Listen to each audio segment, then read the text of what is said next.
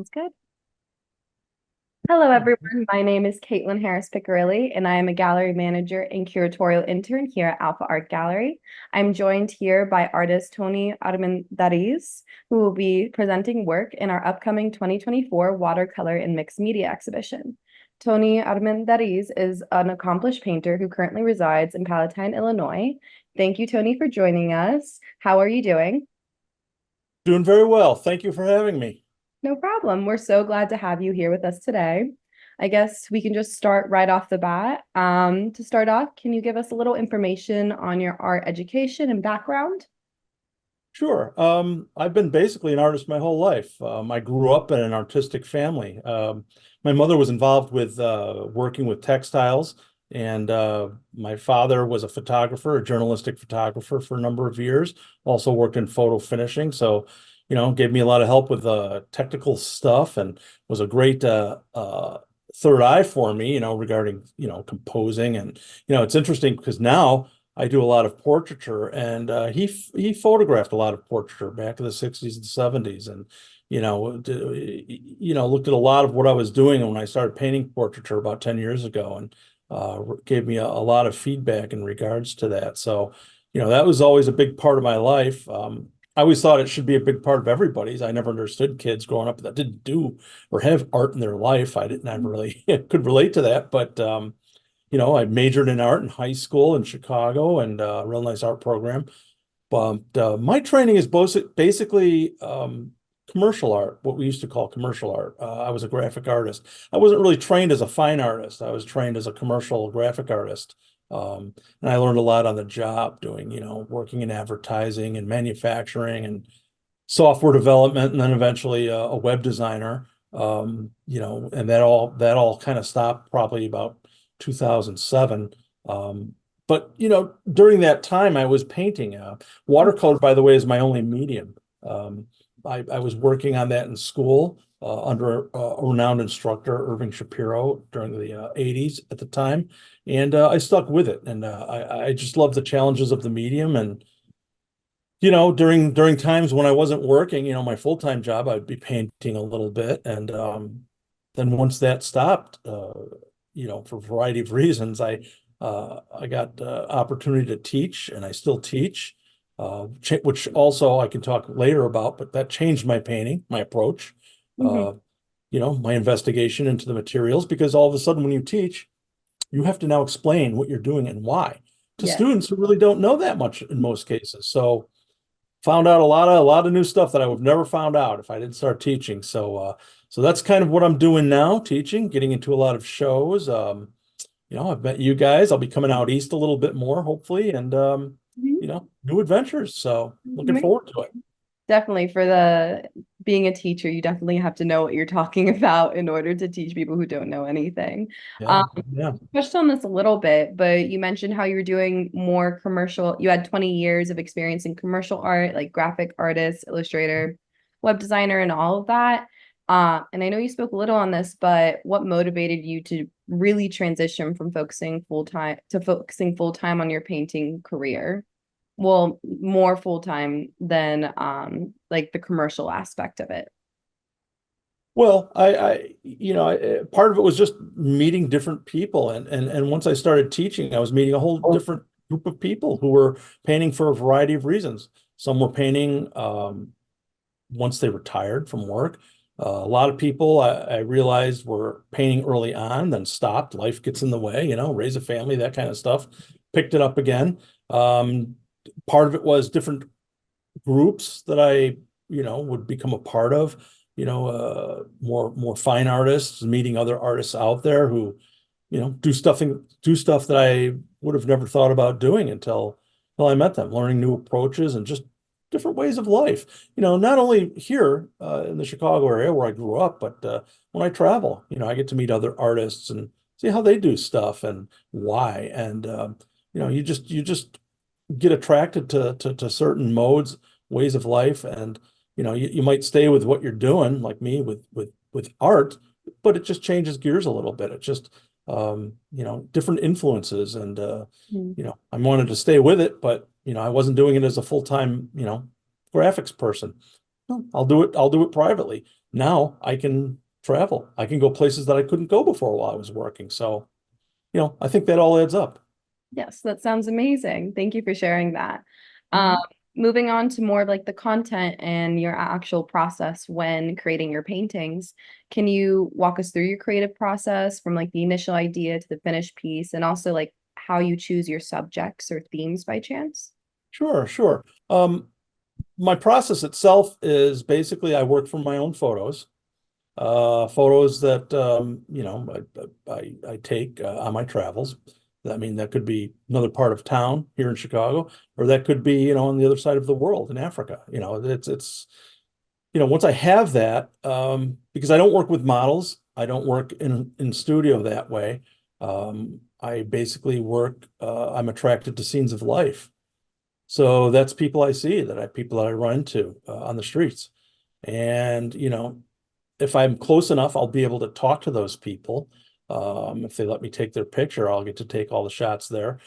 And that's all I have. So I have to, once I get home, that's all I'm working from. I can't do a reshoot. I can't call them up and have them come over and pose for me. So so I have to take as many pictures as I can. And once I do, once I'm at home, I open up Photoshop, something I learned as a web designer really well over the years. And I do my composing there. I kind of start there, and I start looking at the photos and the details. Now that we have high resolution cameras, I can get a lot more. I can look at a lot more than what I saw when I took the picture, on my large screen computer. And I can start working up different compositions. And usually I have ideas when I take the pictures. I'll look through them and I'll say, oh, there's a good shot. There's some good shadows there. There's some interesting things.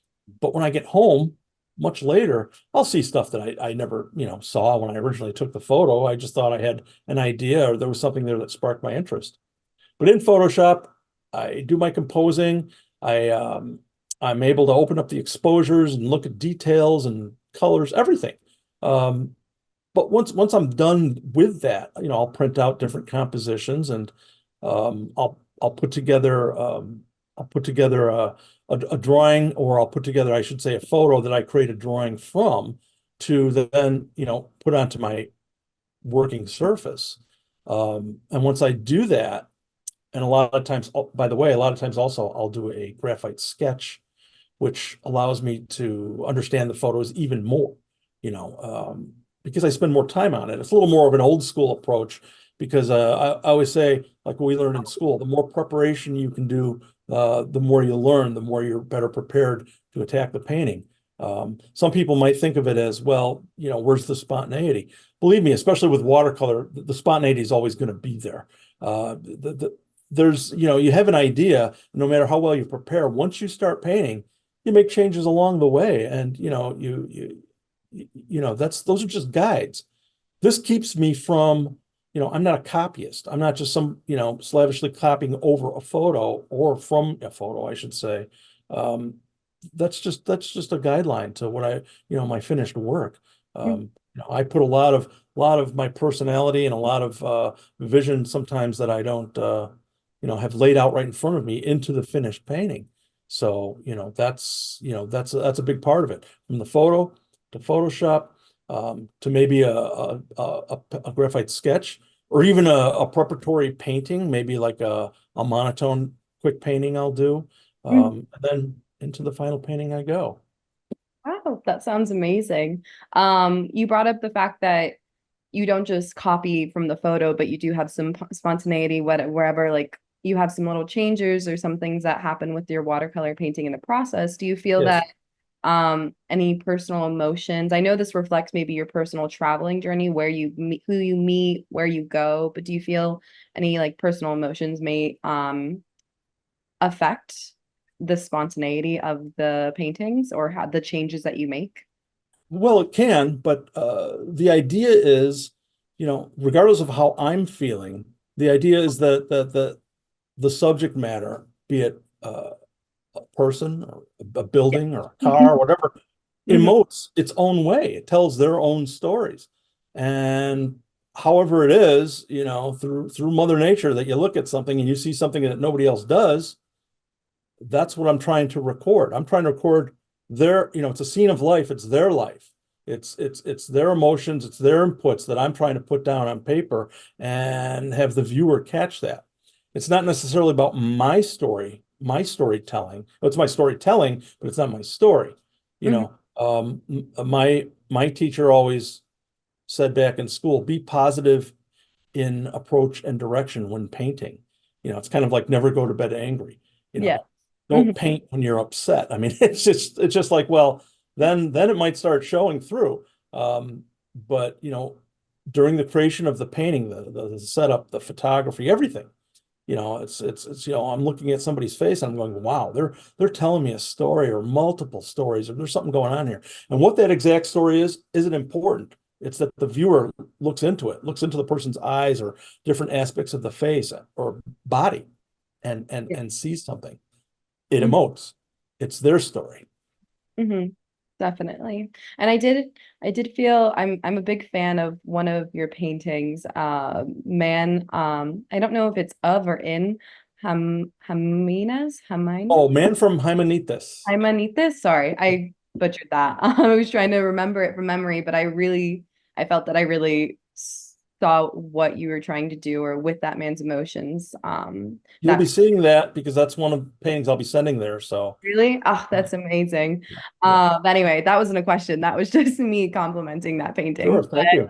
Um, moving on, what challenges do you maybe face in your artistic practice and how do you overcome them? Do you ever have like creative blocks or you're not really inspired? I know you really paint from photos more so, so maybe you always have content and stuff that you can do, but are there any other roadblocks or problems you face? Yeah, it might sound a little bit more,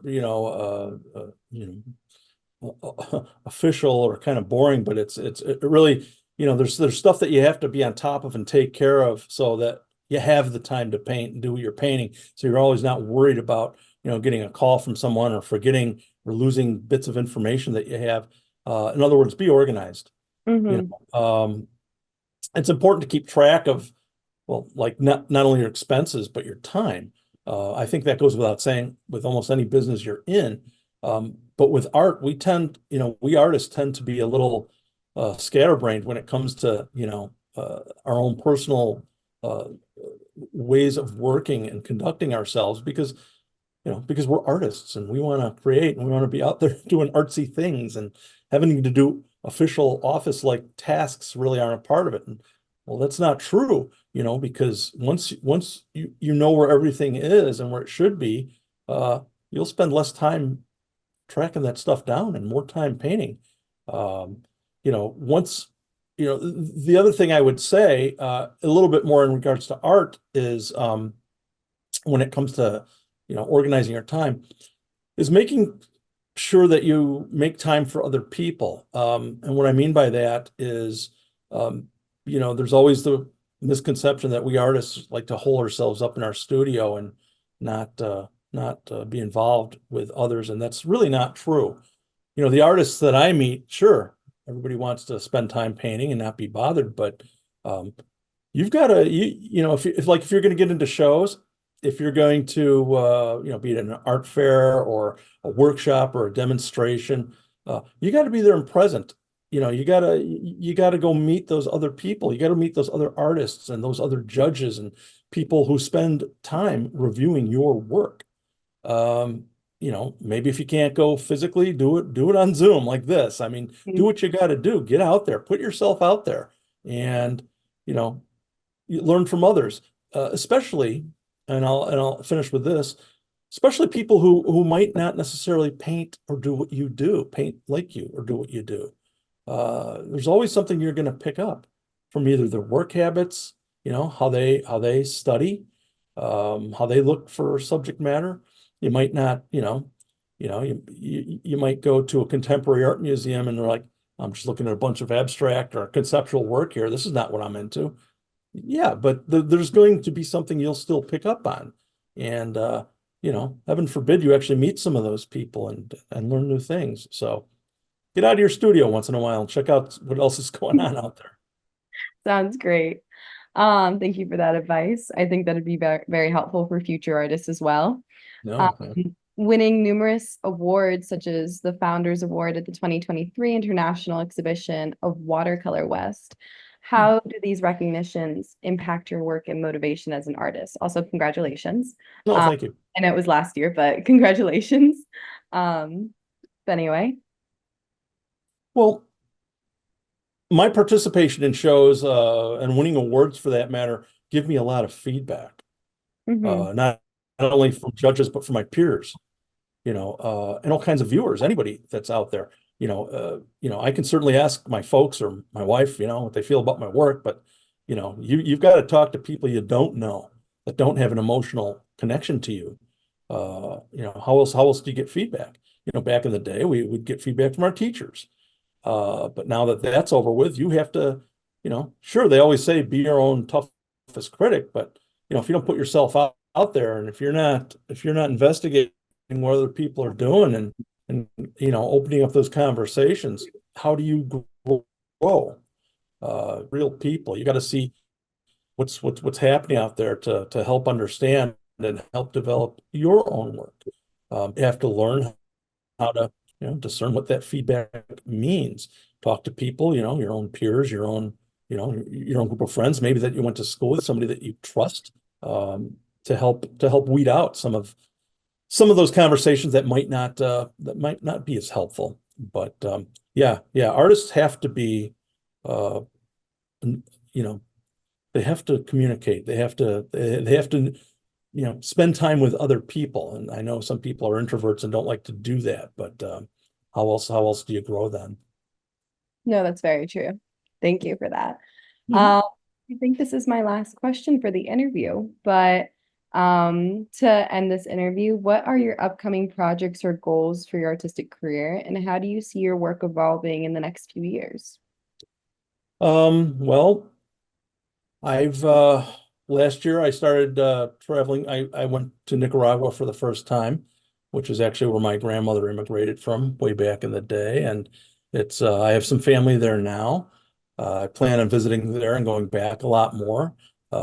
Meet new people, a different culture, spend some time with, you know, and seeing where some of their stories take me. Spain is also going to be in my future. That's where my family originated from, even further back in the day. Um, and I do have some family connections still there that go way back. And I visited Spain once some years ago, but didn't really get to spend much time there. And it's just another excuse to go to Europe and eat a lot of good food, really. That's so true. I definitely agree with that. Do you know what part of Spain that you're going to? Eventually I'm going to make my way up to a town, believe it or not, called Armendariz. Ooh, And oh, that's, fitting. yeah, Very fitting. yeah, a town called Armendariz. It's near Bayonne, up near France, in the Navarra region of Spain. And in Armendariz, there's a castle there, which looks like a fort, about a 500-year-old castle that has my family crest on it. Oh, Um, oh, that's so I've cool. had some cousins already visit there, and to go see a town with your name on it, gotta go. No, you do. You definitely have to do that. Well, I definitely look forward to any pieces that you create from those photos and that journey. I would definitely be updated on all of that in the future. Okay, thank you, Tony. I think those are all the questions I have for you today. Thank you for taking the time to join us again. Thanks for having me. Sure. No problem. For our viewers, please join us for our physical and virtual watercolor and mixed media exhibition on November 15th and 14th. And thank you for tuning in.